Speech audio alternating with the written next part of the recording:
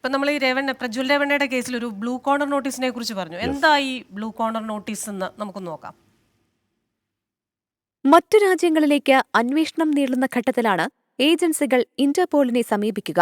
അംഗരാജ്യങ്ങളുടെ അഭ്യർത്ഥന മാനിച്ച് 8 തരം നോട്ടീസുകളാണ് ഇന്റർപോൾ പുറത്തിറക്കുന്നത്. Red, yellow, blue, black, green, orange, purple, ഐക്യരാഷ്ട്ര സംഘടനാ സുരക്ഷാ സമിതിയുടെ സ്പെഷ്യൽ നോട്ടീസ് എന്നിവയാണ് ഇവ.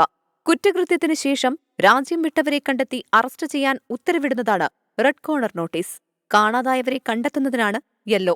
തിരിച്ചറിയാനാകാത്ത മൃതശരീരങ്ങളുടെ വിവരങ്ങൾ തേടി ബ്ലാക്ക് നോട്ടീസ്. പൊതുജന സുരക്ഷയ്ക്ക് മുന്നറിയിപ്പ് നൽകാൻ ഗ്രീൻ, ഓറഞ്ച് നോട്ടീസുകൾ. കുറ്റവാളികളുടെ പ്രവർത്തന രീതി വിവരിക്കുന്ന പർപ്പിൾ നോട്ടീസ്.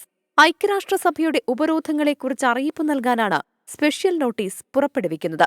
ഒരു വ്യക്തിയുടെ ക്രിമിനൽ പശ്ചാത്തലം മനസ്സിലാക്കുന്നതിനോ അന്താരാഷ്ട്ര കുറ്റവാളികളെ തിരിച്ചറിയുന്നതിനോ നിയമലംഘനം നടത്തിക്കടന്ന വ്യക്തിയെ പിടികൂടുന്നതിനോ ആ വ്യക്തിയെ മറ്റൊരു രാജ്യത്തുനിന്ന് വിട്ടുകിട്ടുന്നതിനോ വേണ്ടി പുറപ്പെടുവിക്കുന്നതാണ് ബ്ലൂ കോർണർ നോട്ടീസ്. പ്രജ്വൽ രേവണ്ണയ്ക്കെതിരെയുള്ള നോട്ടീസ് അന്വേഷണം ത്വരിതപ്പെടുത്തുന്നതിനുള്ളതാണ്. സാധാരണയായി ഒരു വ്യക്തിയുടെ മേൽ കുറ്റം ചുമത്തുന്നതിന് തൊട്ടുമുൻപോ കുറ്റം ചുമത്തിയതിനു ശേഷമോ ആണ് ബ്ലൂ കോർണർ നോട്ടീസ് പുറപ്പെടുവിക്കുന്നത്. പ്രജ്വൽ രേവണ്ണയെ ഇന്ത്യയിലേക്ക് വിചാരണയ്ക്ക് തിരിച്ചെത്തിക്കാനാണ് CBI ഇത്തരത്തിലൊരു നടപടിയിലേക്ക് കടന്നത്. Research desk 24.